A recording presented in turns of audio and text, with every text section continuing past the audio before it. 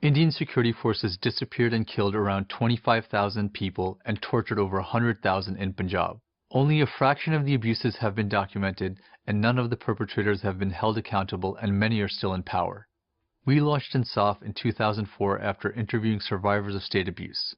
After the interviews, the families expressed that they were willing to fight for truth and justice if we stood by them.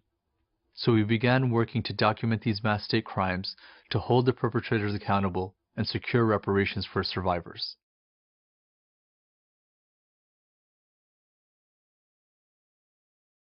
Our current objective is to document each case of disappearance and unlawful killing in Punjab.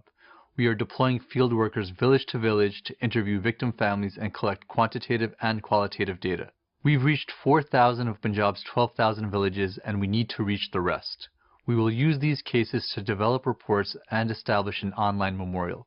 Further, we will build legal evidence to hold senior officials accountable and begin litigation once the documentation work is complete.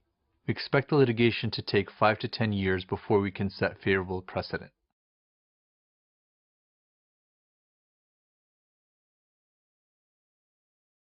Our documentation project is the largest initiative in India's history to document disappearances and unlawful killings in Punjab. It will result in overwhelming evidence to remove officials from power who have committed atrocities.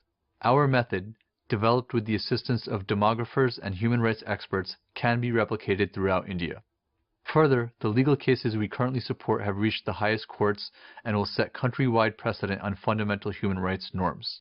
Insaf is innovative and uniquely positioned. It combines both local and international advocacy, trains a new generation of human rights defenders, and is the only organization working to end impunity for mass state crimes in Punjab.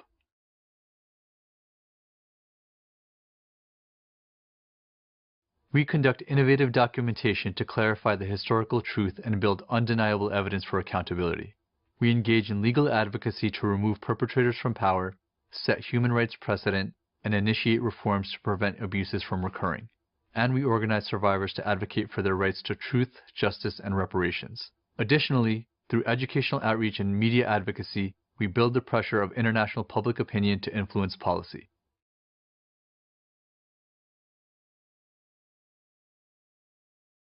Our work will be a success when we've accomplished 3 things.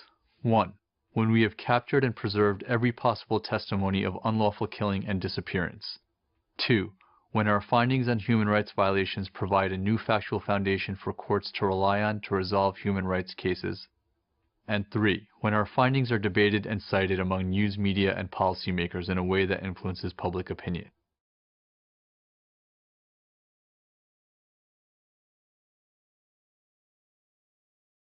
One of the major misinterpretations is that Insaf's mission might be confused with the politics of Sikh separatism. Our focus is entirely on advocating for human rights within the framework of Indian and international law. We have no political objective or position. Another challenge is that we cannot yet report the cases we've documented because of the risk of interference with our work.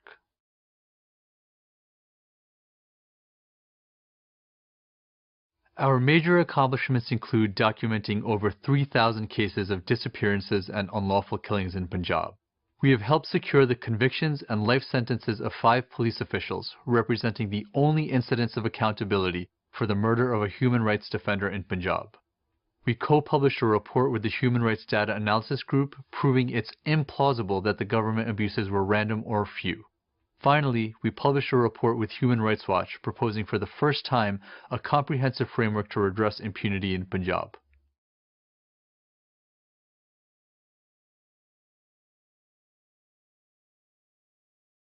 We're in a race against time. As each month survivors with first-hand knowledge of the abuses die, their memories fade, or they relocate and become untraceable. If given the resources, we can continue to develop efficiencies in our documentation efforts.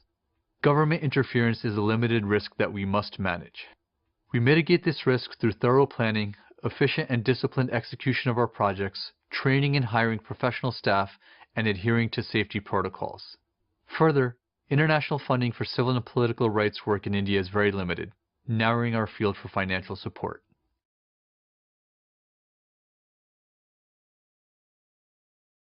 With additional resources, we would advocate before individual governments and international institutions such as the European Union and United Nations, encouraging them to confront India on its record of gross human rights violations. We would also engage in greater media advocacy, including social media, to generate a national and global discussion.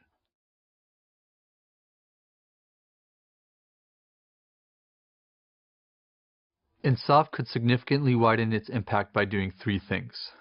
First, documenting torture. We estimate there are at least 100,000 torture survivors, yet we need more research to advocate on their behalf. Second, we could create a site of conscience. Once the disappearances documentation is complete, we'll have thousands of survivor narratives, photographs, and hundreds of hours of video footage. We'd like to use these records as the basis for creating a virtual site of conscience to commemorate victims and survivors and to educate the public about India's human rights violations. Finally, we'd like to help others replicate our model.